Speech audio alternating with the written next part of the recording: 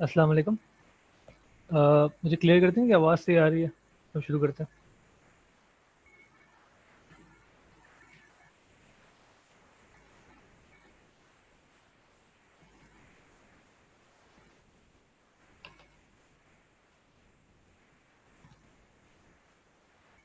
हाँ, अस्सलाम वालेकुम जी। आवाज़ सही आ रही है? Am I audible enough? शुरू करें?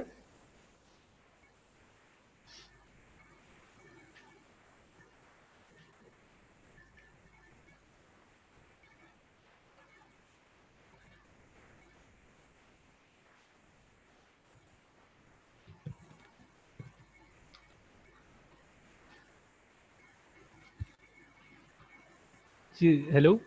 अस्सलाम वालेकुम। ओके, ठीक है, मैसेज आना शुरू हुआ आप लोगों का। ओके, अच्छा शुरू करते हैं। अच्छा, आज हमने ज़्यादा नहीं पढ़ना कुछ। उसका रीज़न, नंबर वन रीज़न ये है कि कल हमारा रिज़ल्ट है, और मोस्ट प्रोबेबली आप लोग रिज़ल्ट के बारे में ज़्यादा सोच रहे हैं और A2 के बारे में इतना भी नहीं सोच रहे।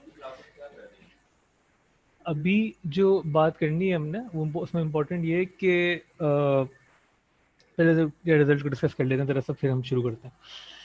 अच्छा, ये मेरी आज भी सलमान से बात हुई, एडमिन से भी, तो उनसे मैं पूछ रहा था कि क्या तरीक़ेकार है और क्या चीज़ें हो रही हैं। तो आई थिंक ये तो मैंने आप लोगों को पहले भी क्लियर किया था कि हमने कोशिश यही की है कि आप सबके एक्सपेक्टेड ग्रेड जो है हम अपनी एक्सपेक्टेशन से थोड़ा सा ऊपर ही भेजें। तो कोशिश यही है, और उसमें सबसे अच्छा सीन जो आप लोगों के लिए मुझे लगता है कि मतलब आप लोगों के लिए कुछ भी बुरा नहीं हुआ।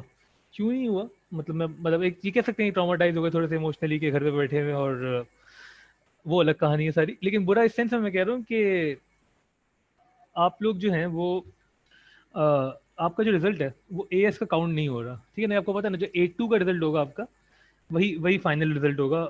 A2 की वेटेज हमने 100% कर दी है कैम्ब्रिज ने, और उसी के ऊपर आपका फाइनल रिजल्ट बनेगा। जो एएस में रिजल्ट आ रहा है उसकी वैल्यू एज सच नहीं है।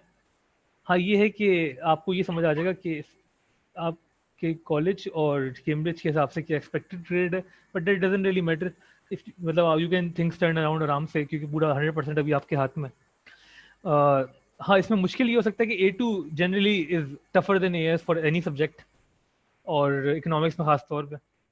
तो जितना आसान एएस में ग्रेड लेना था उससे कम आसान A2 में ग्रेड लेना है, या जितना मुश्किल एएस में ग्रेड लेना था उससे ज़्यादा मुश्किल A2 में ग्रेड लेना है। तो ये है। लेकिन अच्छा, दूसरी चीज़ ये, कुछ लोगों के मुझे स्पेसिफिक मैसेज आ रहे थे इंडिविजुअली कि they were more worried about the scholarship, which is obviously I think to worry, कि उसका क्या सीन है। स्कॉलरशिप का नॉर्मली क्या सीन होता है मैं आपको बताता हूँ। खासतौर पे जिन लोगों को 100% मिली होती है, तो उनका ये होता है कि अगर आपके एएस में स्ट्रेट एज आते हैं, then that scholarship is carried forward to your A2, ठीक है। और सिमिलरली 2 A's अगर आते हैं आपके एएस में, तो आई थिंक 50% है, और 1 A पे आई थिंक 30 या 20, कुछ इस तरीके से। डिफरेंट कॉलेजेस के डिफरेंट क्राइटेरियाज होते हैं। तो अभी मेरी सर इमरान से इस बारे में बात हो रही थी, और आई थिंक उन्होंने आपको डिस्क्लोज किया इस बारे में। uh, उसका ये सीन है कि जो आपकी स्कॉलरशिप थी एएस में, वही फॉरवर्ड हो रही है A2 में। तो वो खराब नहीं होगी इंशाल्लाह किसी भी तरीके से, ठीक है। तो अगर आपकी एएस में 50% थी, तो A2 में 50% ही जा रही है, with irrespective of your grade जो आपके एएस में आएंगे, ठीक है। उससे फर्क नहीं पड़ रहा, क्योंकि वो ऑब्वियसली वो ग्रेड जो है वो रियल ग्रेड शो नहीं हो रहे, ठीक है। तो अगर आप ग्रेड डिटेरियोरेट भी कर रहे हैं तो आपकी स्कॉलरशिप भी सेफ है, ठीक है। आपका ग्रेड भी सेफ है क्योंकि A2 आपके हाथ में। आ, तो बस इसमें मेरे ख्याल से जो ज़्यादा वो मसला हो सकता है लोगों को, जो शायद हो भी, वो ये है कि पेरेंट्स क्या कहेंगे अगर ग्रेड बुरा आ जाए। आई थिंक यही मसला है। अ, तो उनको भी आप इसी तरीके से समझाएं जिस तरीके से मैं समझा रहा हूँ आपको, कि इतना मसला है नहीं, और दुआ हमारी यही ग्रेड अच्छे हैं, ठीक है ना। तो हमें उम्मीद है कि होपफुली अच्छा ही रहेगा सब कुछ। बाकी अगर किसी को रिजल्ट रिलेटेड कोई भी बात करनी है तो चैट पे लिख दे, एवरीवन पे कर दे या प्राइवेट भी कर दे, तो मैं उस पर रिप्लाई कर देता हूँ। अक्टूबर नवंबर का जो लोग पूछ रहे हैं, हाँ, जिनका, तो उनका ये सीन है भाई कि अक्टूबर का अभी तक तो कैम्ब्रिज की स्टेटमेंट यही है कि एग्जाम होना है, ठीक है। तो अभी तक आप यही प्लान करेंगे, आपने अपेयर होना है अक्टूबर के एग्जाम में, अगर आपने रजिस्टर कराया था अक्टूबर के लिए। और दुआ अब ये करें कि ना हो रजिस्टर मतलब एग्जाम ना हो, ताकि आप भी A2 वालों की तरह जो नॉर्मल प्रोसीजर है वो फॉलो कर लें। लेकिन वो एक नॉर्मली हम एक चीज़ कहते हैं कि hope for the best and plan for the worst. तो वी डू होप कि यार एग्जाम ना हो, या जो भी आपके लिए बेस्ट होप हो सकती है वो आप करें। लेकिन आप रेडी रहें कि अगर एग्जाम हो तो you must be ready for that too. ठीक है, तो अक्टूबर वाले उस सेंस में कि उनको वो ये ना सोचें एग्जाम नहीं होगा, वो अभी ये सोचें एग्जाम होगा।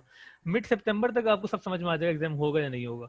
अभी ऑब्वियसली चांस थोड़े ज्यादा लग रहे हैं कि शायद ना हो, क्योंकि दुनिया भर में सिचुएशन थोड़ी ज्यादा बुरी है। पाकिस्तान में आसान सिचुएशन थोड़ी बेहतर हो गई है, लेकिन एग्जाम्स अगर होंगे तो ऑब्वियसली पूरी दुनिया में एक साथ जिस जहाँ जहाँ होते हैं वहाँ होंगे। तो उस सेंस में थोड़ा कम लग रहा है चांस, लेकिन अभी तक की स्टेटमेंट के हिसाब से एग्जाम होने हैं, तो आप प्रिपेयर करते रहें अक्टूबर वाले खासतौर पर। जी। एक्सपेक्टेड ग्रेड क्या भेजे थे सर? यार ये देखो, ये मैं बता रहा हूँ ना, मैं अच्छे भेजे थे इसका यही जवाब है, अच्छे भेजे थे। हर किसी के लिए हमने ये सोचा है कि जो आपका ग्रेड था, जो मुझे लग रहा था, जो कॉलेज को लग रहा था, फिर आपका हमने ओ लेवल का स्कोर भी देखा है। ओ लेवल स्कोर मैंने बताया था मैटर करेगा। हमने बहुत चीज़ें देखी हैं, मतलब ओ लेवल का ग्रेड भी देखा है, ओ लेवल का ग्रेड ब्रेकअप भी अगर हमें जहाँ अवेलेबल था वो भी देखा है हमने। A2 वालों के लिए भी हमने ग्रेड ब्रेकअप देखा है। आप तो AS में थे, तो आप लोगों के लिए हमने ये किया कि ओ लेवल का ग्रेड देखा है, टीचर रिकमेंडेशन देखी है, आपकी थोड़ी परफॉर्मेंस देखी है जो रही थी प्री कोरोना, और कोशिश की है कि उसमें बेस्ट पॉसिबल ग्रेड मार सके, दे सके। तो ये डिस्कशन मतलब एक, और सबने साथ बैठ के किए, जो भी पार्टीज इन्वॉल्व थी, कॉलेज एडमिन, टीचर्स। तो होपफुली बेहतर ही जाएगा। लेकिन मैं फिर से भी बता रहा हूँ कि उस ग्रेड की ऐसा सिग्निफिकेंस नहीं है, अदर देन कि एक साल तक आप वही दिखाएंगे लोगों को सही है। लेकिन असली सिग्निफिकेंस आपके A2 की है। जी। और कोई सवाल किसी का इस सेंस में?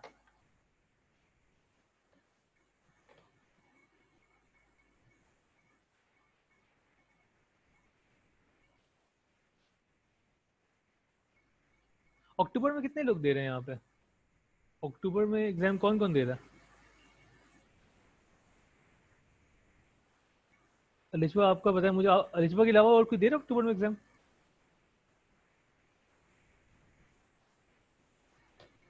कोई भी नहीं?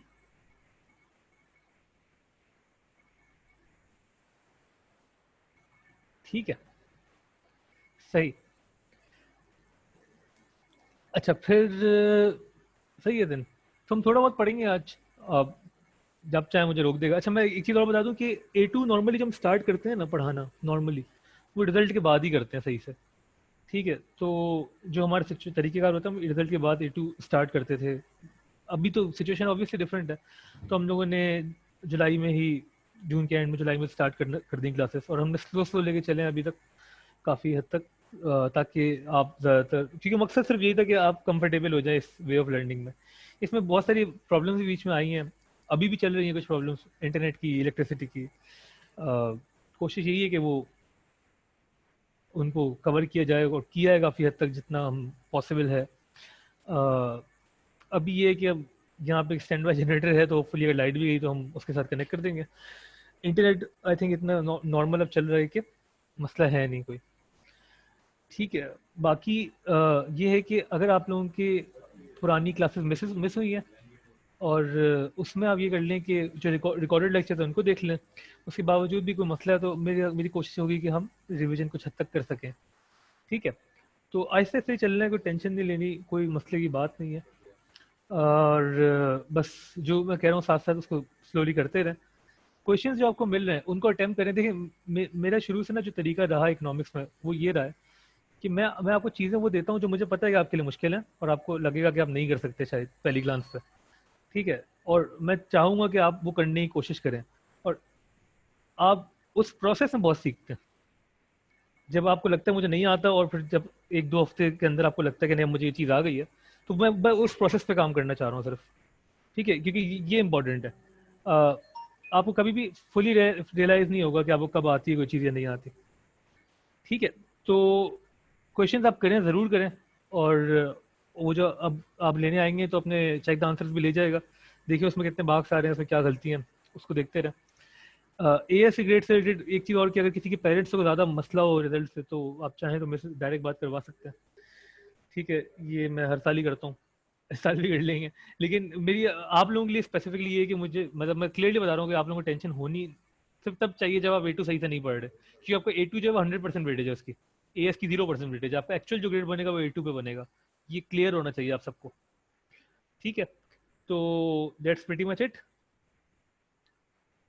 हमने कहाँ छोड़ी थी लास्ट चीज, हम देख लेते हैं। जी हमने, सही है ना, इनडिफरेंस एनालिसिस के थ्रू हमने डिमांड कर्व बना लिया था, और हमने कहा था डिमांड कर्व तक पहुंचने के दो रास्ते, एक ये एमयू वाला रास्ता इंडिविजुअल डिमांड कर्व तक पहुंचने का, वो हमने शुरू में किया था। फिर हम इनडिफरेंस एनालिसिस के थ्रू डिमांड कर्व तक पहुंचे, ठीक है। तो अगर क्वेश्चन आता है बैकग्राउंड टू डिमांड का, how is an individual demand curve constructed, तो उसका आंसर यही होगा कि देयर आर टू पॉसिबिलिटीज, क्या तो हम MU approach, utility approach start करें, या इनडिफरेंस एनालिसिस के थ्रू हम डिमांड कर्व बनाए, ठीक है। यहाँ पे हमने प्राइस कम होने से क्या क्या चेंजेस आएंगे वो सब दिखाए थे, ठीक है। ये सारी कहानी है। उसके बाद हमने कहा था कि 3 ग्राफ्स रह गए इस चैप्टर में, और वो हम देख लेते हैं। उसको देखने के लिए इंपॉर्टेंट क्या है कि हमने स्टार्ट किया था यहाँ से कि when ever price of any commodity decreases, तो वी से कि the quantity demanded will follow inversely, मतलब कि वो बढ़ना शुरू हो जाएगी। और इसी से हमने रिलेट किया था हमारे सवाल को, जो सवाल था वो यही था कि y is the demand curve downward sloping, जो डिमांड कर्व है वो हमेशा इस तरीके से क्यों बनता है, एक ये सवाल था। और दूसरा सवाल जो था वो भी मैं लिख देता हूँ वापस, वो ये था कि y is there an inverse relationship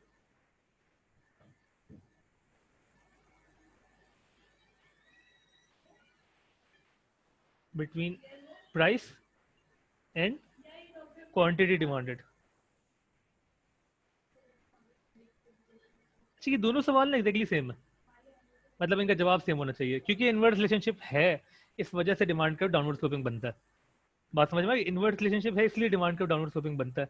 अगर इनवर्स नहीं होता, डायरेक्ट रिलेशनशिप होता, तो जिस तरह सप्लाई कर्व बनता है अपवर्ड स्लोपिंग, वैसा कुछ बन रहा होता, ठीक है। तो सवाल बेसिकली ये है, और इसका जवाब हम एएस में भी थोड़ा हद तक डिस्कस कर चुके हैं, और ए2 में उसको हम काफी ज्यादा एक्सप्लोर करेंगे। तो उसका जवाब था because of 2 reasons, number 1 substitution effect, number 2 income effect, ठीक है ना। हमने ये 2 रीजन देखे थे, सब्स्टिट्यूशन इफेक्ट और इनकम इफेक्ट, और इसी को हमने तोड़ना है using our graphs of indifference analysis, कि जो इंक्रीज आ रहा है क्वांटिटी डिमांडेड में, वो सब्स्टिट्यूशन इफेक्ट की वजह से कितना आ रहा है और इनकम इफेक्ट की वजह से कितना आ रहा है। तो हमने ये पढ़ा था, सब्स्टिट्यूशन इफेक्ट और इनकम इफेक्ट की डेफिनेशन भी लिखी थी हमने, लास्ट लेक्चर रिकॉर्डेड है, उसको आप देख लेगा। हमने ये बात की थी कि इनकम इफेक्ट बेसिकली क्या होता है, ठीक है ना। जब भी प्राइस बढ़ेगी किसी भी चीज की, whenever there will be an increase in price, तो हमें पता है कि the real income will fall, ये तो हमने यहाँ लिखा है ना, प्राइस बढ़ने से real income will always fall, सही है। और रियल इनकम जब भी कम होती है, रियल इनकम कम होने का मतलब क्या है कि now you can bye less of commodities, ठीक, कमोडिटीज अब आप कम कंज्यूम कर सकते हैं जितनी आप पहले कर सकते थे। रियल इनकम कम जब भी होगी, मतलब इन टर्म्स ऑफ कमोडिटीज आप गरीब हो गए। और मैंने कहा था रियल इनकम कम होने के 2 तरीके हैं जी। क्या तरीके थे रियल इनकम कम होने के? 2 तरीके। कैसे कैसे हो सकती है रियल इनकम कम, कोई बता सकता है? रियल इनकम जो है वो कम कब होगी? एक तो हमने लिख दिया प्राइस के बढ़ने से, दूसरा तरीका क्या होता है रियल इनकम कम होने का?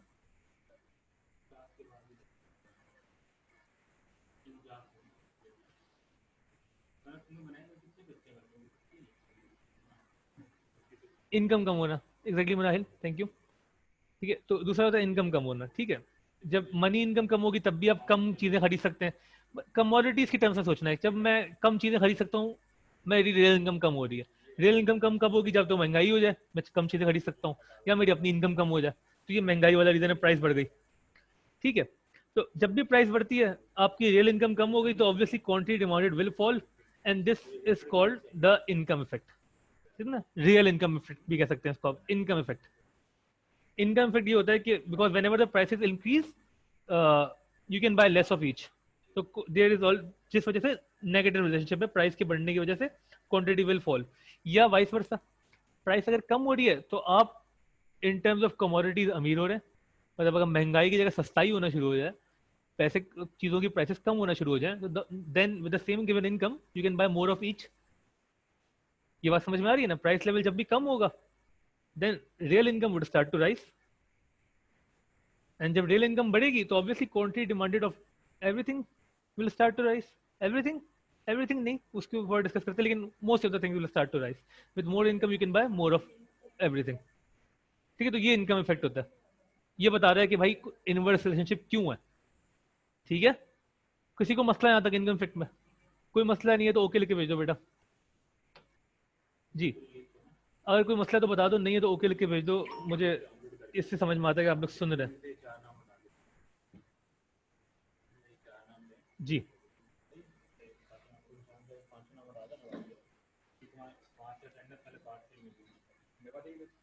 ओके, बाकी लोग सब समझ में आ रहा है?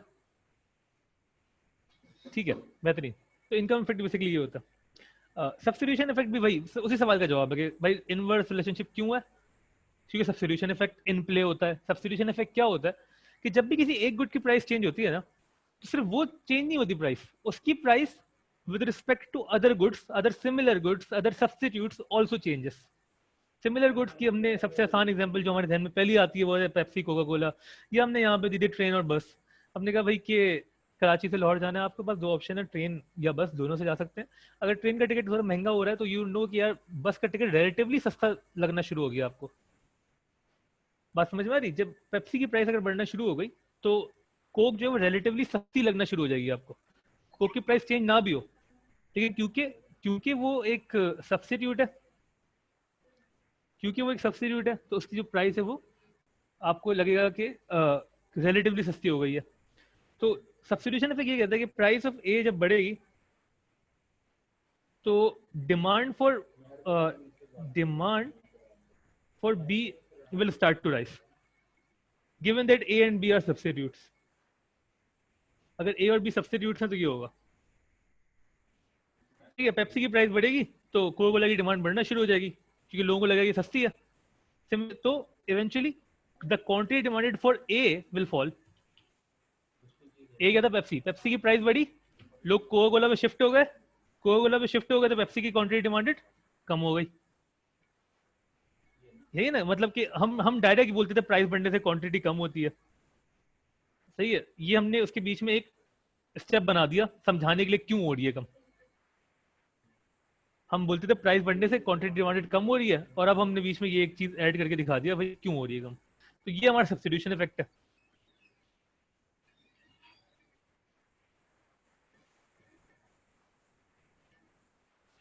कोई मसला किसी को इस चीज में?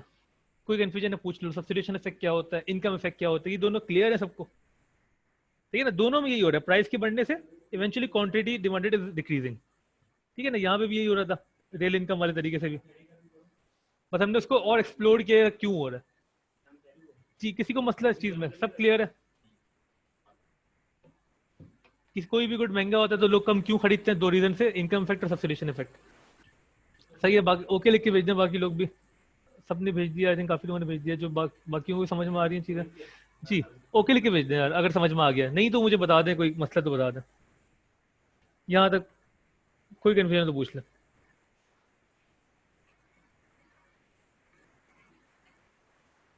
ठीक ठीक, बेहतरीन.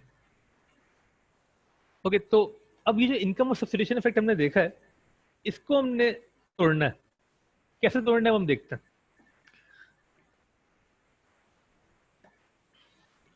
ओके, तो फॉर एग्जांपल अब मैं एक काम करता हूँ कि मैं बेसिक जो हमारा एक डायग्राम थी वो बना देता हूँ. यहाँ पे हम गुड एक्स लिख लेते हैं, गुड वाई लिख लेते हैं. हमें नहीं पता एक्स और वाई हैं कि एग्जैक्टली, और फर्क भी नहीं पड़ता इस वक्त.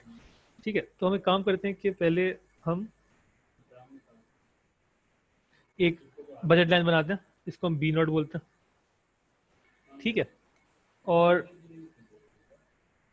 हम एक इंडिफरेंस कर्व बनाते हैं जो कि हम, अच्छा इसको ना अगर मैं किसी और कलर से बना दूं तो थोड़ा शायद बेहतर है, क्योंकि इसमें तीन चार चीज़ें आएंगी तो थोड़ा कलर डिफरेंट यूज़ कर लेते हैं.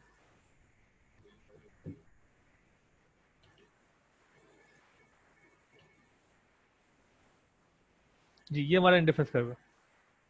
ठीक है, ऑब्वियसली आपको पता है कि जो इनकी इंटरसेक्शन पॉइंट है दिस, जहाँ पे टेंजेंट होता है, इंटरसेक्शन को हम टेंजेंट कहते हैं ना, दिस पॉइंट पे आपको मिलेगा आपका एक्स नॉट जो कि ऑप्टिमल कंजम्पशन है, और वाई नॉट, ये आपका ऑप्टिमल कंजम्पशन पॉइंट है।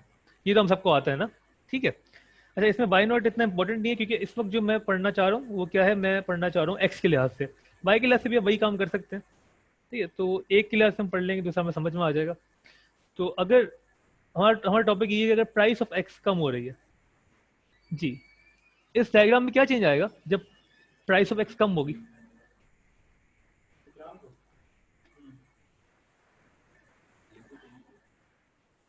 जी, अगर प्राइस ऑफ एक्स कम हो जाए तो इस डायग्राम पे क्या फर्क आएगा?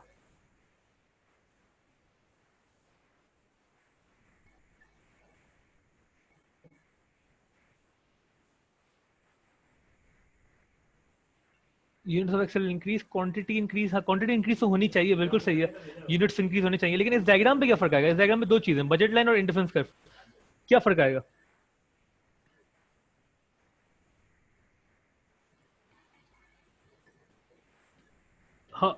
How will we show any change in this diagram?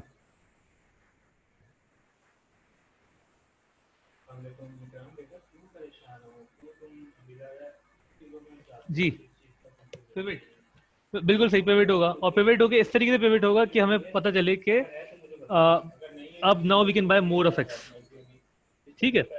तो एक काम करते हैं कि हम बजट लाइन को शिफ्ट करते हैं, पिवट करते हैं, सही है। बजट लाइन ये आगे बी नॉट,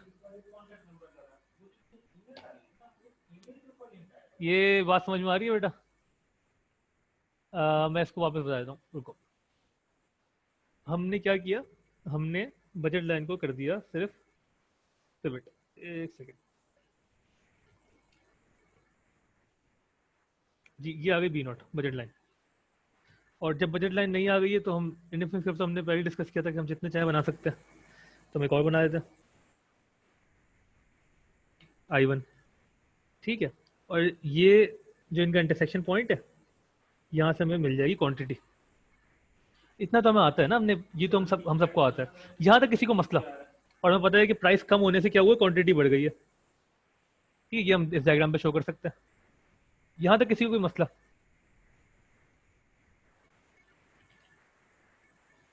कोई कंफ्यूजन है इस डायग्राम में? यहाँ तक तो हम पढ़ चुके हैं ना बेटा, हमने जो प्राइस कंजम्पशन कर्व बनाया था उसमें तो हमने 3-4 बार पिवट करवाया था, अगर आपको याद हो तो। ये देखें ना, जो पिवट करवाया था हमने 3-4 बार करवाया था, 3 बार, तो 2 बार सॉरी, तो ये वही काम किया हमने। ये प्राइस कम होगी तो क्या होगा, यहाँ पे भी हमने यही किया, प्राइस हमने कम की है, क्वांटिटी बढ़ा दी। यहाँ तक तो हम सबको आता है ना मेरे ख्याल से, किसी को मसला यहाँ तक तो पूछ लो, नहीं तो ओके लिख के भेज दो।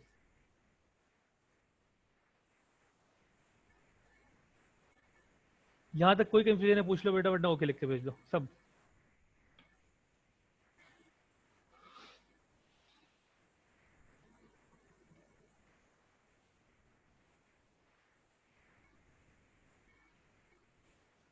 जी बाकी लोग सब समझ में आ रही है यहाँ तक चीज़ें? सिमरा, वफा, हसन, हानिया, जहरा, अनुषा, हरीज,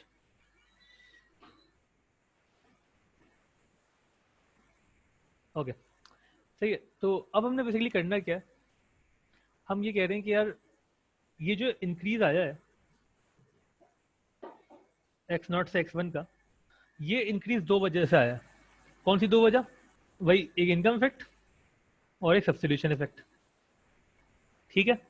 तो अब हमारा मकसद ये है कि हम इन दोनों वजूहात को तोड़ के दिखाएं, हम ये दिखाएं कि भाई इनकम इफेक्ट की वजह से कितना इंक्रीज आया और सब्सटीट्यूशन इफेक्ट की वजह से कितना इंक्रीज आया। अच्छा, इसको मैंने बी नॉट गलत लिख दिया, इसको मैं B1 कर देता हूँ,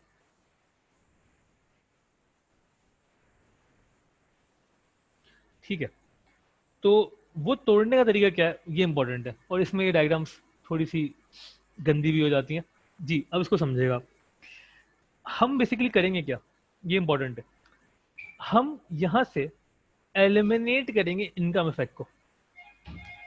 हम क्या करेंगे, हम एलिमिनेट करेंगे इनकम इफेक्ट को, क्योंकि देखें ये तो हम सबको पता है कि प्राइस कम हुई है मतलब रियल इनकम बड़ी होगी, ठीक है, ये तो अभी हमने डिस्कस किया, रियल इनकम बड़ी होगी, ठीक है। तो रियल इनकम जो बढ़ी थी उसको, उसके इफेक्ट को हम एलिमिनेट करना चाह रहे हैं। और एलिमिनेट कैसे करेंगे हम, वो हमने देखना है। अच्छा मुझे बताएं कि रियल इनकम जब भी बढ़ती थी, रियल इनकम जब भी बढ़ती थी तो बजट लाइन में क्या होता था? रियल इनकम के बढ़ने की वजह से बजट लाइन पे क्या होता था? हाँ, अगर मैं बोलूं कि ये एक बजट लाइन बनी हुई है, सिंपल सी बजट लाइन, क्विक क्वेश्चन, जी, ये एक बजट लाइन बनी हुई है, और मैं बोलूं कि रियल इनकम बढ़ गई, कितनी बढ़ी क्या बढ़ी वो बात की बात है, मुझे पता है रियल इनकम अगर बढ़ गई तो इसमें क्या चेंज आएगा? आउटवर्ड शिफ्ट, बिल्कुल सही, बेहतरीन। और आउटवर्ड शिफ्ट, उसमें एक वर्ड मिस कर रहे हैं आप लोग, पैरेलल शिफ्ट आएगा ना, पैरेलल, ये हमने डिस्कस किया था। शिफ्ट कैसा आएगा? पैरेलल शिफ्ट आएगा, बिल्कुल ठीक है। तो वो कुछ इस तरीके से होगा, B1, ठीक है। By using the same token, इसी इंफॉर्मेशन को यूज करके हमें यहाँ पे ये देखना है कि अगर मुझे इनकम इफेक्ट एलिमिनेट करना है, एलिमिनेट करना है, खत्म करना है, तो मुझे क्या करना होगा? अगर मुझे इनकम इफेक्ट एलिमिनेट करना है तो मुझे क्या करना होगा?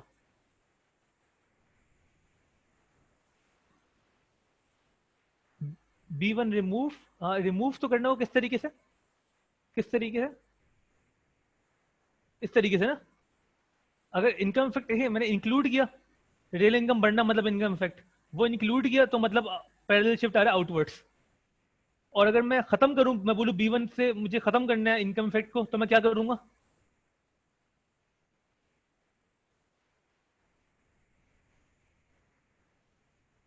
नहीं नहीं, प्राइस इंक्रीज नहीं। बाकी लोग सुन रहे हैं, कोई बता सकता है? ये आप सबने एग्री किया ना कि रियल इनकम बढ़ने की वजह से हम B0 से B1 पे जाएंगे, ठीक है।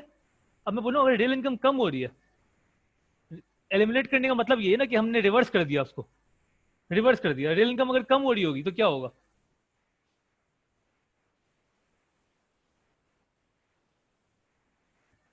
अगर मैं आपको बोलूं कि आप ऑलरेडी B1 पे हैं और आप B1 पे पहुंचे थे B0 के जरिए, और अब आपको वापस B0 पे जाना है, तो क्या करें? शिफ्ट टू B0 जाएंगे, अनपैरेलल, अनपैरेलल नहीं नहीं, अन नहीं होगा, पैरेलल ही होगा, लेकिन लेकिन क्या होगा? इनवर्ड शिफ्ट होगा, ऐसे पैरेलल शिफ्ट ही होगा लेकिन इनवर्ड। ये इनकम इफेक्ट को दिखा रहा था, ये इनकम इफेक्ट खत्म कर रहा है। मतलब ये रियल इनकम बढ़ रही थी, यहाँ रियल इनकम कम कर दी हमने वापस डायग्राम पे। बात समझ में आ रही? तो मैं चाह रहा हूँ कि इनकम इफेक्ट खत्म कर दूं मैं, क्योंकि ये जो यहाँ से यहाँ गया है, ये दो वजह से गया है, इनकम इफेक्ट की वजह से और सब्सटीट्यूशन इफेक्ट की वजह से। तो और मैं देख रहा हूँ, मैं ये देखना चाह रहा हूँ ये इनकम इफेक्ट की वजह से कितना गया है और सब्सटीट्यूशन इफेक्ट की वजह से कितना गया। तो उसका तरीका मेरे पास क्या है कि मैं इनकम इफेक्ट खत्म कर दूं। जब मैं इनकम इफेक्ट खत्म कर दूंगा तो बचेगा सब्सटीट्यूशन इफेक्ट, ठीक है। और खत्म करने का तरीका क्या है कि मैं उसको रिवर्स लेके चलूं, मतलब अगर मैं 2 कदम आगे बढ़ाऊं तो उसका रिवर्स क्या होगा? 2 कदम पीछे जाए। इनकम इफेक्ट पैरेलल शिफ्ट लाता है आउटवर्ड, तो अगर खत्म करना है तो आप इनवर्ड शिफ्ट कर दें। ये बात समझ में आ रही है बेटा? यार ये चीज समझ में आ रही है? ये बताओ मुझे। तो इनवर्ड शिफ्ट क्यों करेंगे? क्योंकि हम इनकम इफेक्ट खत्म करना चाह रहे हैं, और वो हम करेंगे किस तरीके से, इस डायग्राम पे हम दिखाते हैं। और वो पैरेलल ही होगा बिल्कुल, ठीक है। और वो पैरेलल ही होगा, पैरेलल किस तरीके से होगा वो हम देख लेते हैं। जी, तो वो होगा कुछ इस तरीके से कि वो B1 से पैरेलल होगा, जो नया आपने बनाया ना उससे पैरेलल होगा, पैरेलल होगा। और कुछ इस तरीके से, ठीक है। लेकिन हम उसको ना जानबूझ के कुछ ऐसा बनाएंगे कि ये जो हमारा पिछला I0 था ना, मैं उसको वापस एक बार बना दूं।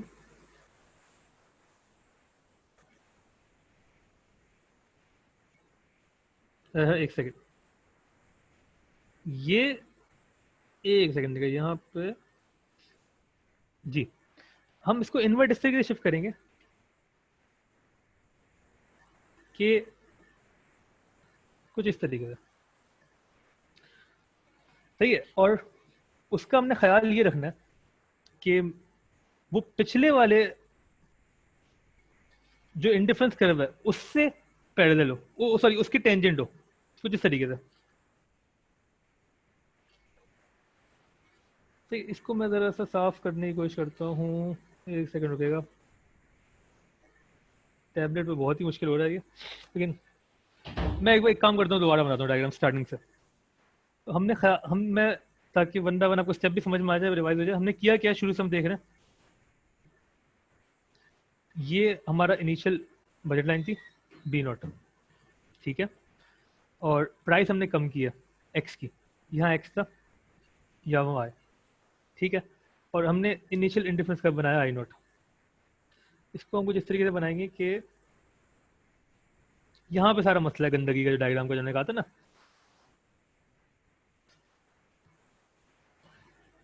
कुछ इस तरीके से। और जब हम फिर पिवट करेंगे B1, फिर हम कह रहे हैं हम इनकम फैक्ट खत्म करना चाह रहे हैं। इनकम फैक्ट खत्म करने का मतलब क्या है कि आप कुछ ऐसी लाइन बनाए जो कि वापस टेंजेंट हो जाए इससे, ठीक है, और B1 से पैरेलल हो। मतलब कि हम ये चाह रहे हैं, वही ये जो हमारी इनिशियल डायग्राम थी, कि हम ऐसा कुछ करें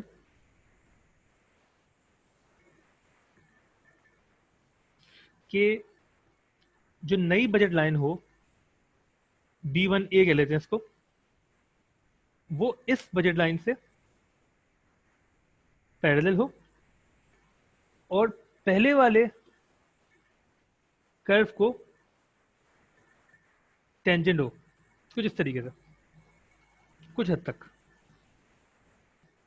ये बात समझ में आ रही है? मैं वापस बता रहा हूं हमने किया क्या। पहले हम B0 पे थे, फिर हम B1 पे गए, और हम B1 से वापस आए B1A की तरफ। पहले हमने इनवर्ट शिफ्ट किया B1 को, और ऐसे शिफ्ट किया इनवर्ट कि वो यहाँ पे टेंजेंट हो जाए पुराने वाले इंडिफरेंस कर्व से। ये हमने क्यों किया? क्योंकि हम चाह रहे थे कि हम रियल इनकम का इफेक्ट खत्म करें। रियल इनकम का इफेक्ट खत्म करने का तरीका क्या होता है कि आप बजट लाइन को इनवर्ट शिफ्ट करें, सही है ना। तो इसको डायग्राम को जिस तरीके से बनाएगा, जो आपका इंडिफरेंस कर्व है ना पहला वाला, वो आप प्रॉपर कर्व नहीं बना सकते, उसको आप यूं करके यूं ले जाएगा, ताकि वो वापस कुछ हद तक सी तरीके से बनाएगा, जैसे यहाँ पे बनाया, ताकि वो उस पर टच करेगी। आप 5-6 बार बनाएंगे तो प्रैक्टिस होगी। बोर्ड पर बनाना रिलेटिवली इजियर होता है, डायग्राम थोड़ी बड़ी होती है हमारे पास। तो यहाँ पे क्या सीन है कि जो बजट लाइन है वो इनवर्ट शिफ्ट कराएंगे आप, और जब आपने इनवर्ट शिफ्ट करा के जहां पे ये इंटरसेक्ट कर रहा है इस पॉइंट पे, तो ये वो पॉइंट है, इसको हम कर लेते हैं X2 जी। हमने क्या किया, हमने बजट लाइन को इनवर्ट शिफ्ट किया। इनवर्ट शिफ्ट करने का मतलब क्या था कि हमने कहा कि भाई ये जो है, हमने इनकम इफेक्ट एलिमिनेट कर दिया। इनकम इफेक्ट एलिमिनेट कर दिया, इसका मतलब क्या है, जो रह गया वो क्या है, वो सब्स्टिट्यूशन इफेक्ट है। तो हम इवेंचुअली हुआ क्या है, हम गए X0 से X1, मतलब हम गए तो X0 से X1 है, ये हमारी मतलब हुआ तो ये है। लेकिन ये X0 से X1 का जो सफर है, उसमें दो चीजें हुई हैं। पहले हम X0 से X2 गए, और फिर हम X2 से X1 गए। और जो पहला पार्ट X0 से X2, वो प्योरली क्यों हुआ है, वो हुआ है सब्स्टिट्यूशन इफेक्ट की वजह से।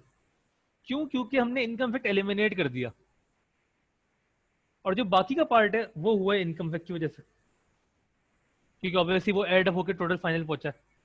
ये बात समझ में आ रही है? X2 कौन सा पॉइंट है? X2 वो पॉइंट है जहां पे B1A और पुराना इंडिफरेंस कर्व टेंजेंट हो रहा है।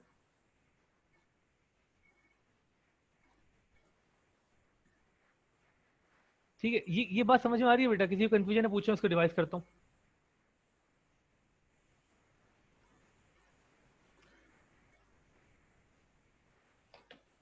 समझ में आ रही तो ओके लिख के भेजो, नहीं है तो बताओ कि मसला है तो। मैं एक बार डायग्राम को रिवाइज कर देता हूँ कि हमने किया क्या। हमने क्या किया, हमने स्टार्ट किया बेसिक डायग्राम से, कि हमने B0 बनाया, और हमने उसके साथ एक I0 कर्व बना दिया। सिर्फ इन दो को देखें आप, ठीक है। तो हमने कहा भाई हम X0 पे खड़े हैं। फिर हमने कहा चेंज क्या हुआ है, ये X0 तक तो हम सबको आता था। फिर हमने कहा प्राइस कम हो गई। प्राइस कम होने से क्या होता है हमें पता, पिवट होता है।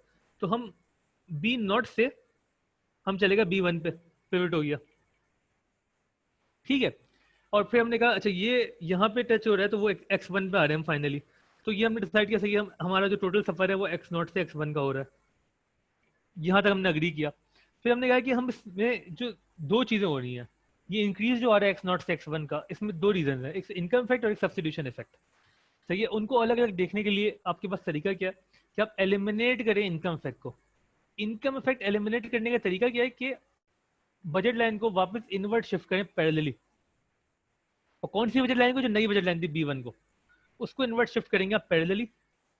जब आप इन्वर्ट शिफ्ट कर लेंगे उसको, तो आप यहाँ पे आ जाएंगे B1A पे। और आपने देखिए दो चीजों का ख्याल रखना है, आपने पैरेलल शिफ्ट करना है और उसको टेंजेंट करना है पहले वाले इंडिफरेंस कर्व से। टेंजेंट करना है पहले वाले इंडिफरेंस कर्व से। ये बात समझ में आ रही है? जब आप टेंजेंट करेंगे पहले वाले इंडिफरेंस कर्व से, तो आपको मिलेगा x2। ये वो पॉइंट है, यहाँ आप पहुंचते अगर इनकम इफेक्ट जीरो होता। यहां तक आप इंक्रीज होता सिर्फ सब्स्टिट्यूशन इफेक्ट की वजह से। ठीक है, आगे का जो इंक्रीज आया है वो किस वजह से आया? ऑब्वियसली फिर इनकम इफेक्ट की वजह से आया। तो ये सारी कहानी है। ये समझ में आई आप लोगों के? जी, जिसके समझ में आ गई ओके लिख के भेजे, जो नहीं आई है वो बताए। समझ में आ गई तो ओके लिख के भेजा।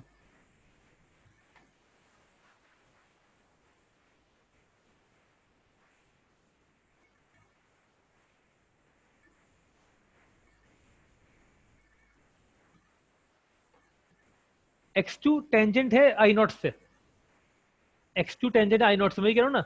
मतलब x2 नहीं, सॉरी, B1A जो आपने नया बजट लाइन बनाई थी वो टेंजेंट है आई नॉट से।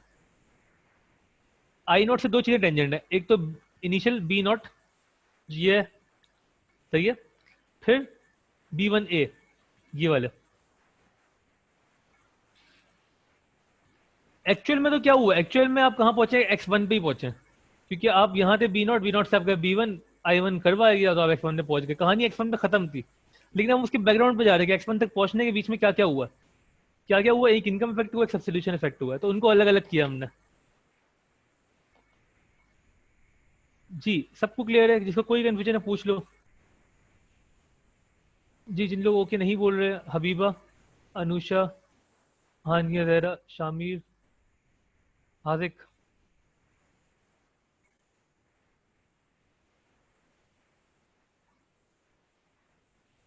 क्लियर है? ठीक है, बेहतरीन है। अच्छा बेटा, ये जो हमने पढ़ा है ना, ये मैं वहाँ पे लिख भी दूंगा जो टॉपिक के नाम पे जो हम रिकॉर्ड कर रहे हैं। ये हमने पढ़ा नॉर्मल गुड्स के लिए। ये डायग्राम है, नॉर्मल गुड्स की डायग्राम है। अभी हमें दो डायग्राम और देखनी है, आज नहीं, ऑब्वियसली नेक्स्ट क्लास में। वो जो है वो है इन्फीरियर गुड्स की डायग्राम, और एक तीसरे गुड्स होते हैं गिवन गुड्स, वो भी हम देखेंगे। नॉर्मल गुड हमें याद है, नॉर्मल गुड्स को डिफाइन ही हमने ऐसे किया था कि इनकम से डायरेक्टली प्रोपोर्शनल है, इनकम बढ़ने से इनकी डिमांड बढ़ती है। ठीक है, तो इनका इनकम इफेक्ट जो है वो यहाँ जा रहा है। तो ये अगर प्राइस बढ़ रही है, सॉरी प्राइस कम हो रही है, तो इनकम इफेक्ट क्वांटिटी को बढ़ा रहा होगा, मतलब इनकम इफेक्ट ऑपोजिट होता है प्राइस के। ठीक है, लेकिन जब हम बात करेंगे इंफीरियर गुड्स की, तो वहां पे कंफ्यूजन आएगी कि वहां इंफीरियर गुड्स में इनकम के बढ़ने से डिमांड कम होती है, तो इसका इनकम इफेक्ट जो है वो पीछे लेके जा रहा होगा। वो हम देखेंगे किस तरीके से इसी डायग्राम को और मैनिपुलेट करेंगे, समझ में आएगा हमें। तो अगर ये समझ में आ गई पहली वाली, तो बाकी दोनों भी समझ में आ जाएंगे। बाकी दोनों हम नेक्स्ट क्लास में कर लेंगे, आज नहीं कर रहे। आपको रिजल्ट की भी टेंशन है, रिजल्ट को क्या सोचें, दुआएं करें और टेंशन ना लें। इंशाल्लाह सब सेट है। A2 पे फोकस करना है आपने, A2 इंपॉर्टेंट है। किसी को कोई भी कन्फ्यूजन आज के लेक्चर में तो पूछ लो, नहीं है तो फिर हम खत्म कर देंगे। क्लियर है सब कुछ? तो ओके लिख के भेज दो।